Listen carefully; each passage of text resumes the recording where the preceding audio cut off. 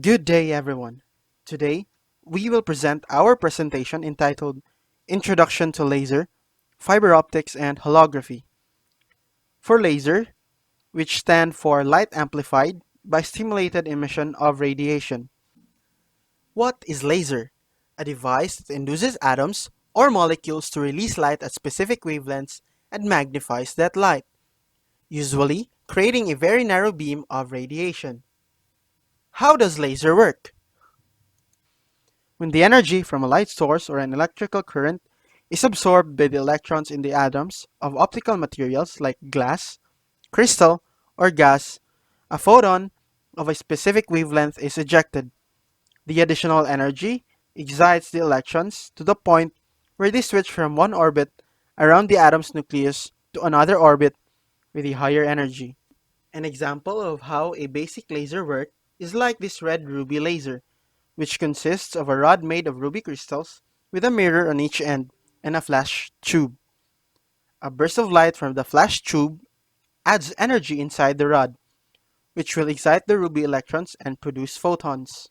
The photons will strike other atoms, which will create more photons that will bounce back and forth between the mirrors within the rod, and the number of photons becomes so great that they pass through one of the mirrors, which is partially reflective, and the laser beam emerges.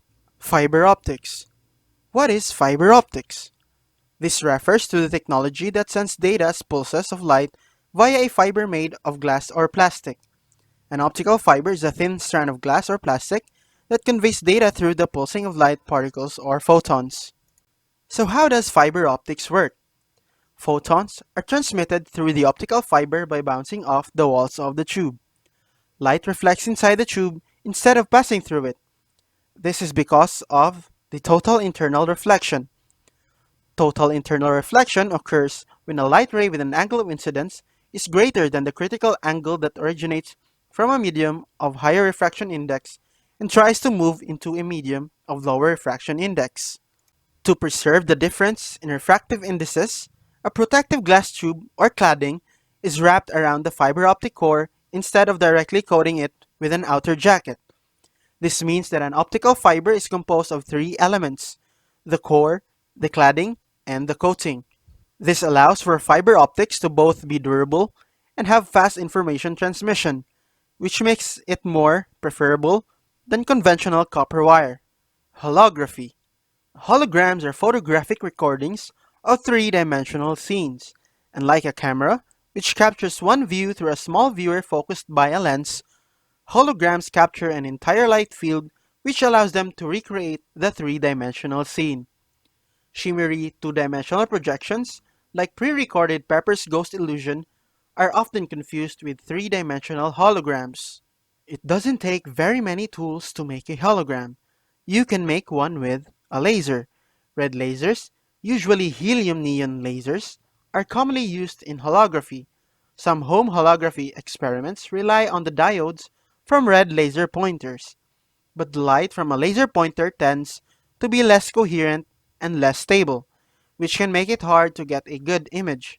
Some types of holograms use lasers that produce different colors of light as well. Lenses.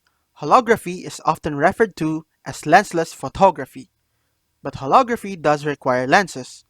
However, a camera's lens focuses light, while the lenses used in holography cause the beam to spread out. A beam splitter. This is a device that uses mirrors and prism to split one beam of light into two beams. Mirrors. These direct the beams of light to the correct locations. Along with the lenses and beam splitter, the mirrors have to be absolutely clean. Dirt and smudges can degrade the final image. Holographic film. Holographic film can record light at a very high resolution, which is necessary for creating a hologram. It is a layer of light-sensitive compounds on a transparent surface like photographic film. The difference between holographic and photographic film is that holographic film has to be able to record very small changes in light that take place over microscopic distances. In other words, it needs to have a very fine grain. In some cases, holograms that use a red laser rely on emulsions that respond most strongly to red light. There are lots of different ways to arrange these tools. However, we'll stick to a basic transmission hologram setup for now. The laser points at the beam splitter, which divides the beam of light into two parts. Mirrors direct the paths of these two beams so that they hit their intended targets. Each of the two beams passes through a diverging lens and becomes a wide swath of light rather than a narrow beam. On the one beam, which is the object beam, reflects off of the object and onto the photographic emulsion. The other beam, which is the reference beam, hits their emulsion without reflecting off of anything other than a mirror. That will be all for the presentation. Thank you everyone for watching.